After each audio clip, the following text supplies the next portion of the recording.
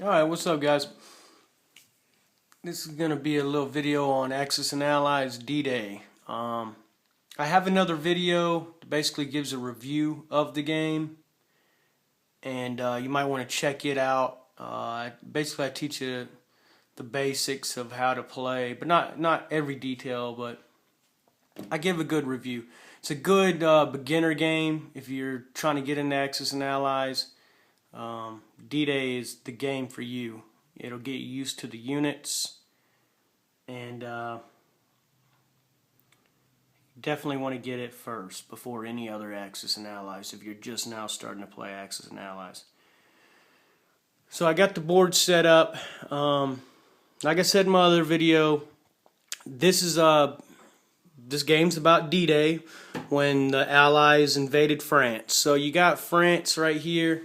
Probably need to stand up so you can get a better view of the board here. So this is all of France. The black pieces are Germany. They're going to have infantry.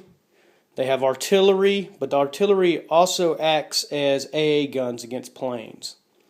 Then you got tanks, and you got pillboxes, basically the bunkers on the coastline. And the Allies got everything but the pillbox. They got infantry, artillery, and tanks, but they also get bombers and fighters. And we'll go through how they operate. And basically the goal of the game is the Allies have 10 turns to take over the 3 cities. One city's here, another one is here. This one's really close to the coastline, so this one's probably the easiest city to take over. Although Germany does get reinforcements real close to it, though. But for the most part, Allies usually get this one the easiest. This one's a little more difficult. Because you got reinforcements for German player coming in right here, and you can get there quicker than the Allies can. Okay, and then the hardest city is up here far north, because the Allies can only bring in troops this way. So they got to kind of run north. But yet you don't want to send your whole force up north, because if you do that and you do get that city and dominate, you're not going to have, America's not going to be sending enough to take this one. So you kind of got to balance that out. How much do you send north? And because the Axis, they get reinforcements way down here, and it's really hard to get all the way up there. It takes like 5 turns to get there, which the Axis player ain't going to waste 5 turns. It's only a 10-turn game. Basically, the Axis is going to try to hold on to these 2 cities here and hope that you mess this strategy up here. Okay, and the Allies do have troops in France already. They've dropped off some airborne troops. It's just 3 infantry there and there for America. And over here, the British dropped off 3 on the coastline. Besides that, you have the Allies coming ashore. And these pillboxes, which are like bunkers, they're allowed to shoot out at sea, just like, in real life, the way it was. You're shooting out there and you can get some decent kills. So basically, this is a turn or a card turn game. You go through the cards, and that's how you get through one turn. It does come with other, specialty cards. So if you do master the game and you looking for something else, it has more cards that you can add in the deck to change the game up. So I know it seems really basic to a lot of Axis and Ally players, but throwing in these other cards, it makes it a lot more interesting. If you've mastered it. But in this little strategy thing, we're gonna stick to the basic game. And this is going to take a couple videos, more than likely. Basically, what I'll do is I'll probably do this first turn on this video, and then my next, part 2 will probably be like around turn 3 or 4. And I'm going to try to minimize it because I don't want 7 videos of this. Alright, so let's start with the first card here. Let's just get going. Basically, yeah, I'm playing myself just because I wanted to get this strategy video out here. Okay, so the first card is Airborne Assault. You're going to roll 1 dice for each infantry. Basically, after this first turn, this card is garbage and you take it out of the deck. So we're going to go ahead and throw it over here. It says roll 1 die for each infantry in the airborne boxes. Hit of 1 or less is a hit, or a roll of 1 or less. So basically, we're going to just do that. Let's just run through this real quick. Okay, we got 3 Americans. We're going to roll. We need some 1s. We got 1. Germany is going to kill an infantry. Okay, now in this one, nothing. And now the British, and nothing. Okay, so basically that card is done.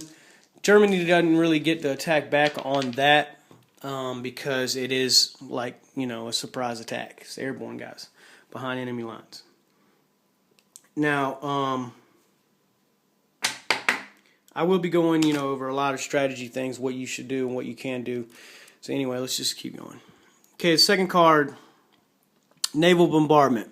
You roll 6 dice targeting the blockhouses, which is the pillboxes. 2 or hit is a hit.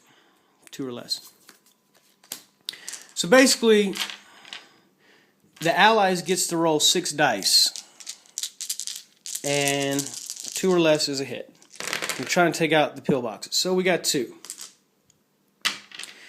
And you basically get to pick what 2. And as the Allied player, or allies, yeah, player, I think Oklahoma Beach is kind of important here. So we'll take out the 2 pillboxes there. You know, and just getting back to the strategy of things, or basically the gameplay.